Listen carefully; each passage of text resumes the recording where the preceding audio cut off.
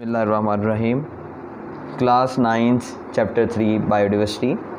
आज का जो हमारा टॉपिक है वो steps for the conservation of biodiversity है।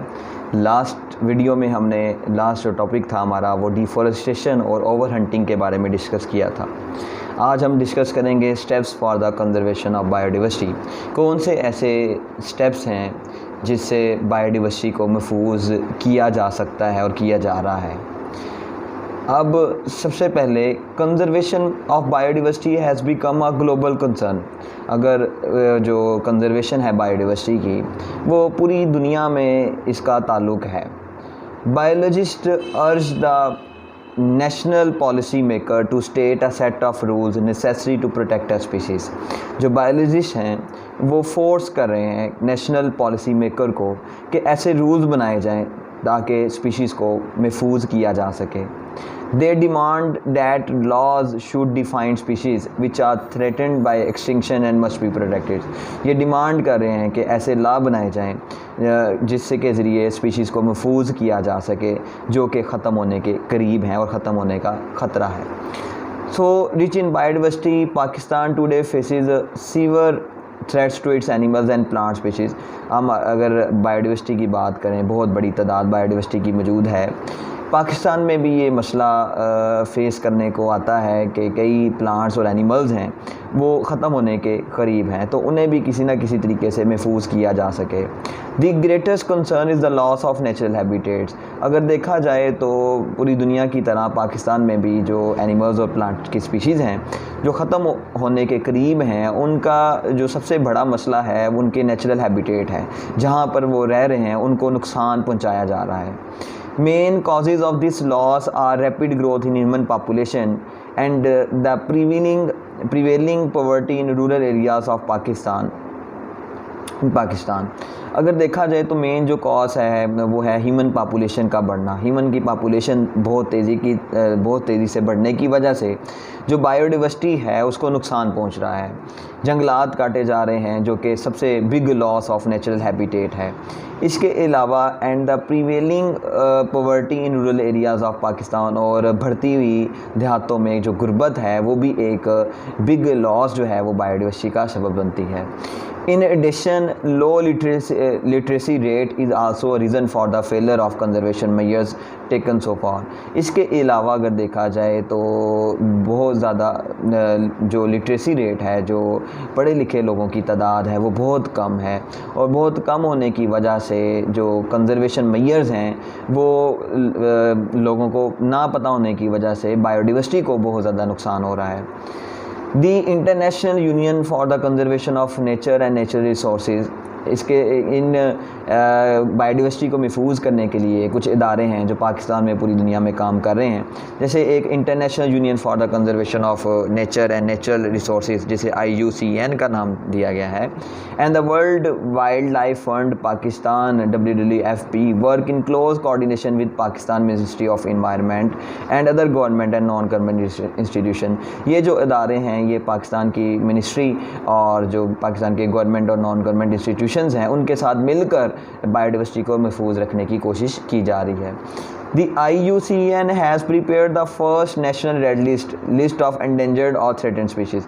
IUCN यानी कि international union for the conservation of nature and natural resources ने एक लिस्ट प्रिपेयर्ड की है, रेड लिस्ट प्रिपेयर्ड की है। वो उन जानदारों की है जो कि ख़त्म होने के करीब हैं।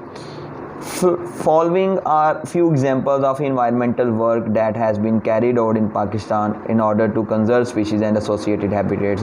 अब यहाँ पर कुछ लिस्ट है, कुछ एग्जांपल्स है जो कि बायोडाइवर्सिटी को महफूज रखने के लिए, इन्वायरमेंट को महफूज रखने के लिए इन पर काम किया जा रहा है इन इदारों की मदद से। Pakistan in order to conserve species and associated habitats, Pakistan इन इदारों से स्पीशीज़ को महफूज करने के लिए और उनकी हैबिटेट को महफूज करने के लिए अदारे पाकिस्तान में मौजूद हैं। नेशनल कंजर्वेशन स्ट्रेटजी, सबसे पहला एक अदारा है नेशनल कंजर्वेशन, या अदारा तो नहीं लेकिन आप कह रहे हैं नेशनल कंजर्वेशन स्ट्रेटजी है। इन 1980 में IUCN and the government of Pakistan formulated the national conservation strategy for Pakistan for the conservation of Pakistan biodiversity. अब IUCN ने 1980 1980 में और गवर्नमेंट ऑफ पाकिस्तान ने मिलकर एक नेशनल कंजर्वेशन स्ट्रेटजी अपनाई है पाकिस्तान में, जिसके ज़रिए जो बायोडाइवर्सिटी है उसे महफूज किया जा सके। नेक्स्ट जो हमारे पास है सेकंड वन, यूएन कन्वेंशन और जो यूनाइटेड नेशन है कन्वेंशन और ऑन कम्बेटिंग डेजर्टिफिकेशन। अब जो है जो यूएन है वो ऐसी जमात बनाई गई है जो कि डेजर्टिफिकेशन का मुकाबला कर सके। मतलब जो जिसे हम सीसीडी बोलते हैं, जो ड्राई लैंड हैं वहाँ पर गुर्बत को ख़त्म किया जा सके और ड्राई एरिया की वजह से जो जानदारों को नुकसान पहुँच रहा है उसको कम किया जा सके।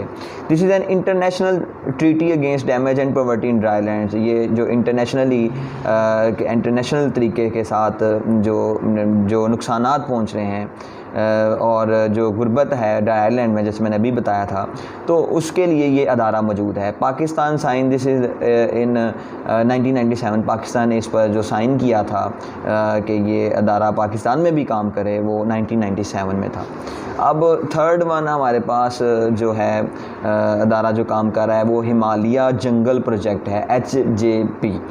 It is started in 1991 in the Palash valley in Khyber Pakhtunkhwa KPK। जो 1991 में एक पलाश वैली थी, वो पहली वैली थी है और इन खैबर पख्तूनख्वा में। It aim at protecting one of the richest area of biodiversity in Pakistan. माना ये जाता है कि हिमालय जो जंगल है या जो पलाश वैली है उसमें बहुत ज़्यादा बायोडाइवर्सिटी मौजूद है, तो उसको महफूज करने के लिए एक अदारा कायम है जिसे हिमालय जंगल प्रोजेक्ट के नाम से एक अदारा कायम किया गया 1991 में, जिसे हिमालय जंगल प्रोजेक्ट का नाम दिया गया था। नंबर 4 में conservation of biodiversity of the Suleman range जो है हमारे पास Balochistan. Suleman range chilgoza forest the largest chilgoza forest in the world. अगर देखा जाए तो सुलेमान रेंज में जो चिलगोज़ा फॉरेस्ट है वो लार्जेस्ट चिलगोज़ा फॉरेस्ट है दुनिया में। 1992 में WWFP started its conservation programme.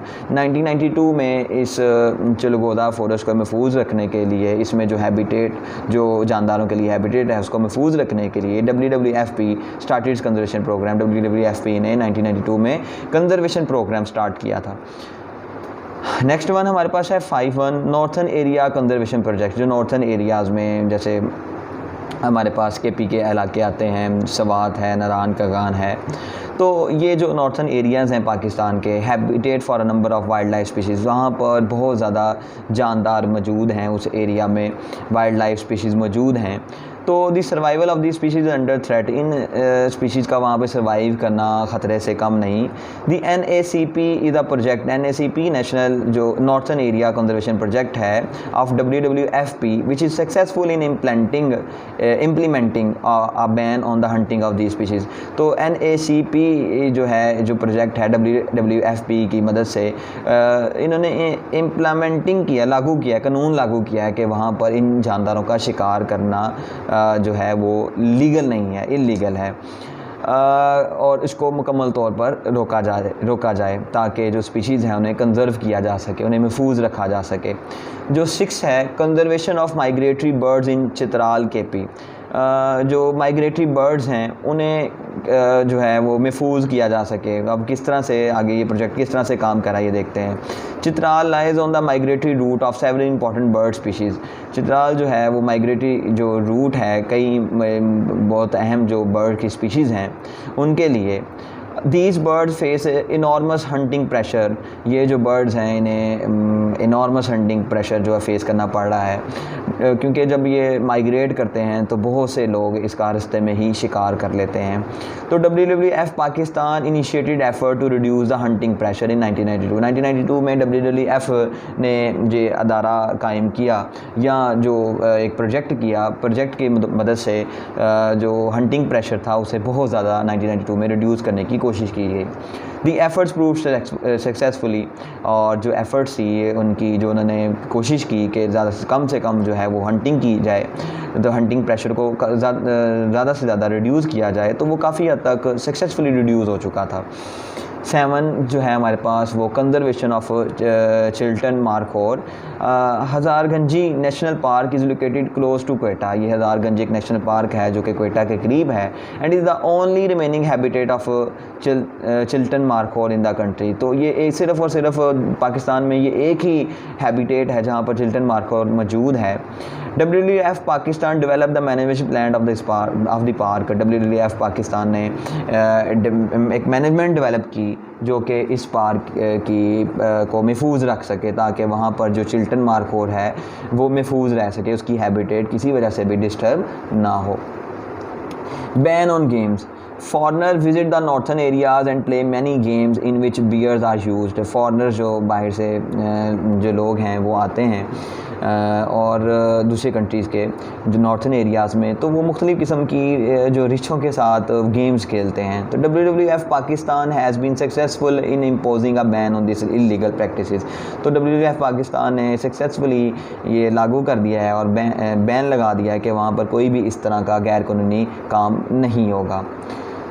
अब यहाँ पर कुछ ब्लॉक में लिखा हुआ है वो पढ़ लेते हैं। The northern areas provide habitat to musk. जो नॉर्थन एरियाज़ हैं वो कई जानदारों के रहने की जगह है, जिसमें आपके सामने मस्क है और मस्क डियर है, स्नो लेपर्ड है और एस्टोर मार्कोर है, हिमालय आइबेक्स है, वुली फ्लाइंग स्क्वेल है और द ब्राउन बियर। यहाँ पर नॉर्थन एरियाज़ में ये जानदार पाकिस्तान के पाए जाते हैं।